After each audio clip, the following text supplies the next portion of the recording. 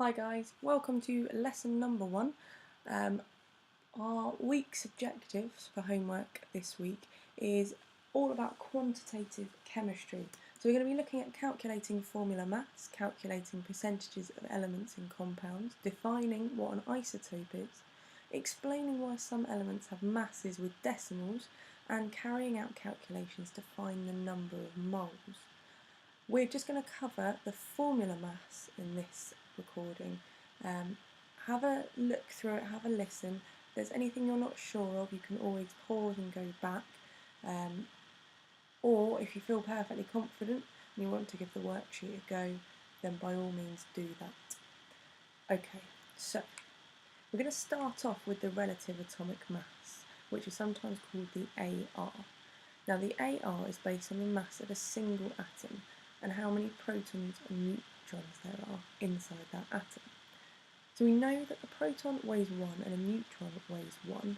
An electron is very small, so we don't really count it, and that's why the mass of the atom is based on how many protons and neutrons there are and doesn't count electrons. On your periodic table, this top number up here tells you how many protons and neutrons there are. The bottom number tells you how many protons there are, which is also the same as the number of electrons. So if the top is how many protons and neutrons there are, and you know of that 12, 6 are protons, there must be 12 minus 6 neutrons, in this case 6. You do the top, take away the bottom to find the number of neutrons. But for the AR, what we're worried about is just this top number here. Okay, so the AR, or the relative atomic mass of carbon, is just 12. Simple as that. The relative formula mass is a little bit more complicated. We're not talking about the mass of an atom on its own anymore, we're talking about the mass of a molecule, and that's lots of atoms bonded together.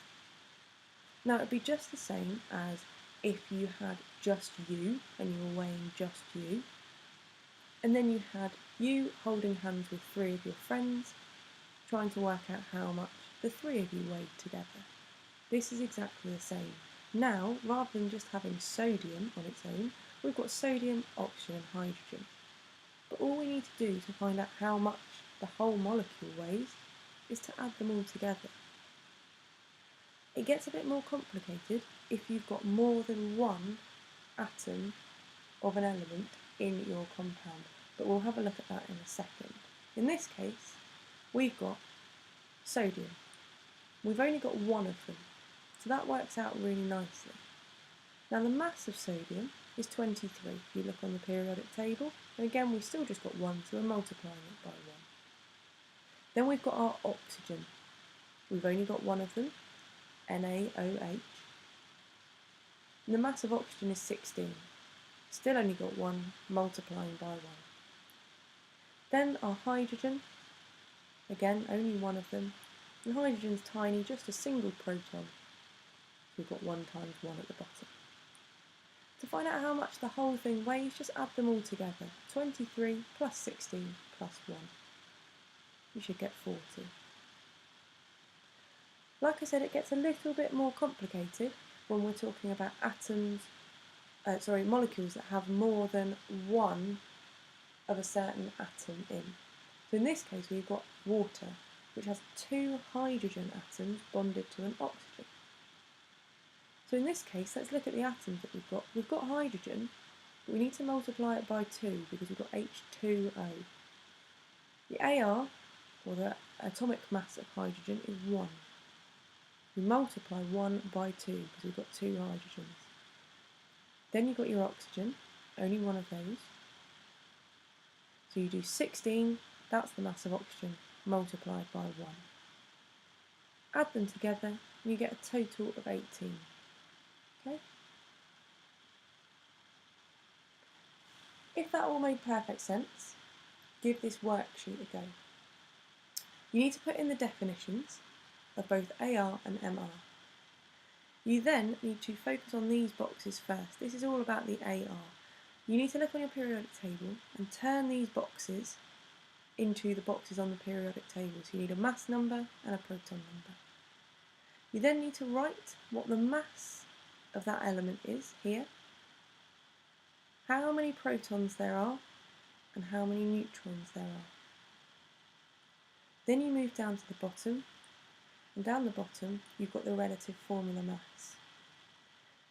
To calculate the relative formula mass, you're just adding the masses together, but do be careful when you get to ones that look like this.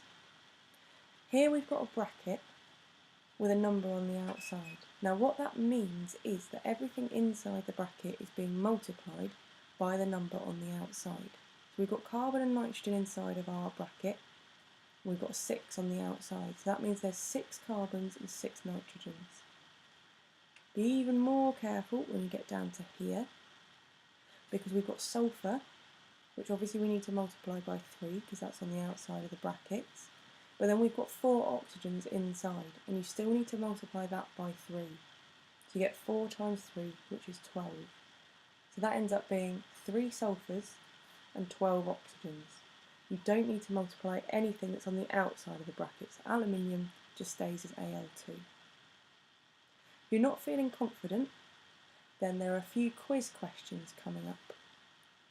What I'll do is I'll go through the slides, read the question, pause the video until you've decided on your answer, and then I will give you the answer if you press play again.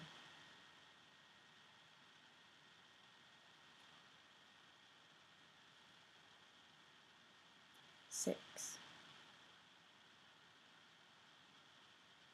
3,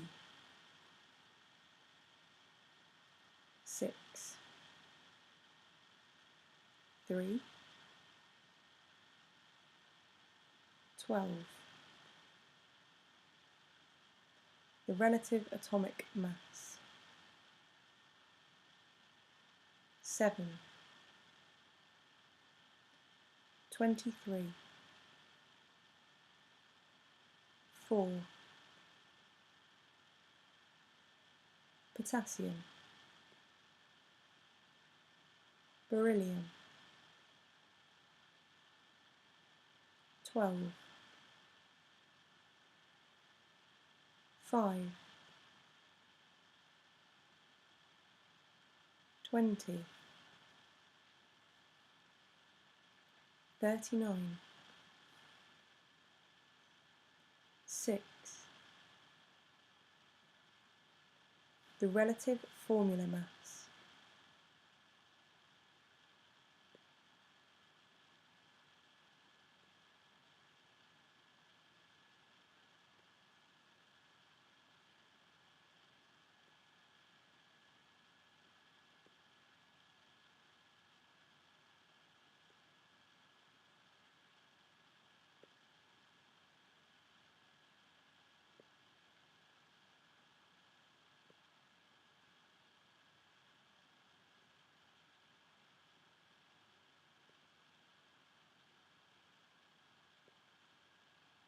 Okay, if you've managed to make it this far and you've gotten through the worksheet, then you have completed our first objective, calculating the relative formula mass.